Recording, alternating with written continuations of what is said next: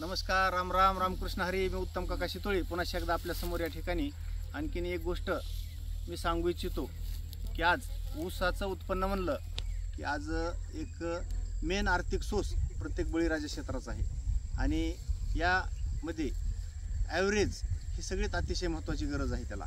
आणि ॲव्हरेज ही येतं कधी, जर समजा ऊसाला तुमच्या पाणी कमी पडलं, ऊसात तुमच्या जमिनीतला pH कमी झाला, तुमच्या जमिनीतले अन्नद्रव्य कमी झाले, तर अशा टायमाला त्याच्यामध्ये काय होतं, ॲव्हरेज कमी येतं. याच्या पाठीमागचं कारण रासायनिकच्या माध्यमातून तुम्हाला सर्वची सर्व अन्नघटके मिळत नाहीत.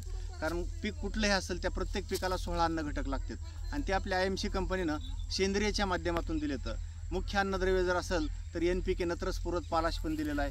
दुय्यम अन्नद्रव्य जर असेल तर कॅल्शियम मॅग्नेशियम गंधक हे पण दिलेलं आहे. आणि सूक्ष्म अन्नद्रव्य जर असेल तर या ठिकाणी आज लोहजस्त तांबे बोरॉन हे पण दिलेलं आहे. आणि याच्यामुळं जे आम्ही सांगतो ऊसाची जाडी, आज ऊसाची जाडी जर बघितली तर बघा एवढा जड ऊस आहे हा, जसं की एखादं असं वाटायला लागलं की लोखंडाचा तुकडा हातात घेतलेला आहे. दुसरी गोष्ट ऊसाची जाडी, ऊसाच्या टिपरीतली साईज अक्षरशः बघा लांब लांब आहे, जाडी पण आहे.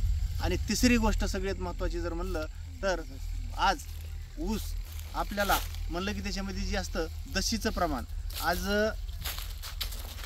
1% सुद्धा ह्याच्यामध्ये कुठं दशी